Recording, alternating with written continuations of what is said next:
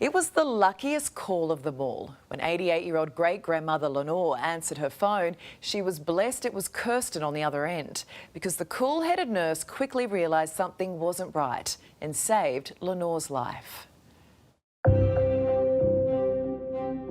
I can remember her voice just saying, "There's something wrong. There's something wrong, Lenore." I knew we had to get her urgent help. Lenore, do you know where you are at the moment? Do you know who I am talking to you? I'm so very...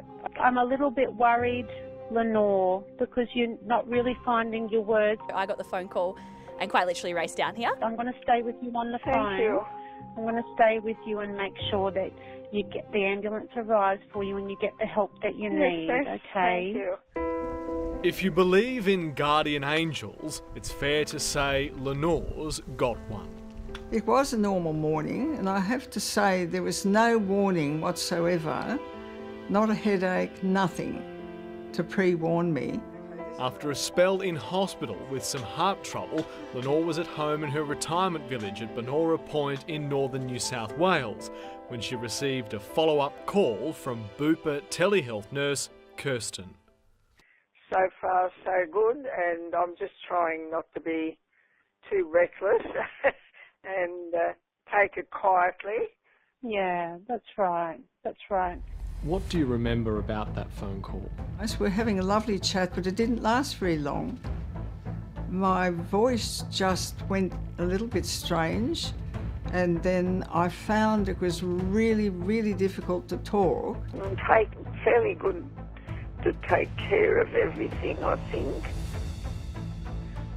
You know, I don't know, I'm not really a little bit too that. What you're listening to isn't a bad connection or Lenore being distracted. It's much more serious. I'm quite there. And then a little bit puzzled that I'm not writing right now. She says she's a little bit puzzled. Yeah. And you know something's wrong now, don't you? I knew, yeah. Kirsten was unable to see Lenore's face and couldn't judge whether she could lift both arms. The hospital nurse of 20 years suspected Lenore was having a stroke by the sound of her voice alone. Lenore, do you know where you are at the moment? Do you know who I am talking to you? I'm so very... I'm a little bit worried, Lenore, because you're not really finding your words, and it seems like it's happened all of a sudden. Yes, it's really very so. Listening back to some of that now, how are you feeling hearing that back? I just feel worried for her all over again. Yeah, I just feel worried for her, and you can hear on the call that she is really distressed. She's trying to communicate. That must have been quite frightening for you because you wanted to try to explain what was happening. Yeah, I just wanted to explain, look, I'm not like this as a rule. I can talk. And it was frustrating more than anything that I just couldn't get those words to form. My children will vouch for you that I'm a pretty good talker.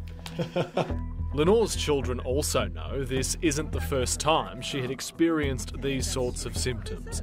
She'd already suffered a stroke at just 38 years old, something Kirsten was also aware of on the other end of the phone. She called for an ambulance, then, crucially, prompted Lenore to press her personal emergency alarm. Have you got your alarm there, Lenore? Yes, I've pressed. I feel like, could you press that alarm for me? I do. You really. Have you set it? Yes. Okay. I don't know why. Just don't know what's happened. Lenore's personal alarm alerted staff at her aged care village. Zanae was on duty. I came in and she was quite distressed, and I've known Lenore for a little while now, so I could tell that was just not normal for her. I literally just didn't even think. I just sat down, held her hand and started chatting to her. Gradually, Lenore's ability to speak returned before paramedics arrived. I had to sit with her and try and keep her as calm as I could. She's very lucky. She's very, very lucky.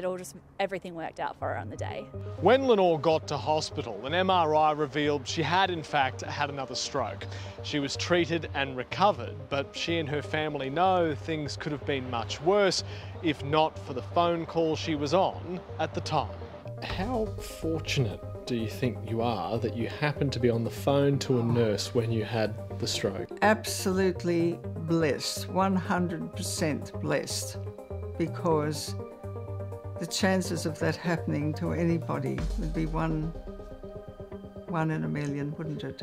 My concern would be that if I wasn't on the phone with her at the time and she experienced the stroke, even if she did have a personal alarm there, I think she was so confused and so disorientated at the time, I'm not sure that she would have pressed it or reached out for help. I wasn't ready to say goodbye to anybody at that stage, no way. Weeks later, Kirsten from Bupa was able to speak with Lenore, but the pair haven't met face to face. Come on in, Kirsten. Oh, Kirsten! Hello. She's got some beautiful flowers. Oh, So lovely to darling, meet and you've given me flowers. Oh, I know. Oh, how incredible to meet the girl, the voice. Lovely to meet you. Oh, Until now. oh, darling, that's so good to see you. Oh, gosh, I've wanted to hug you so many times.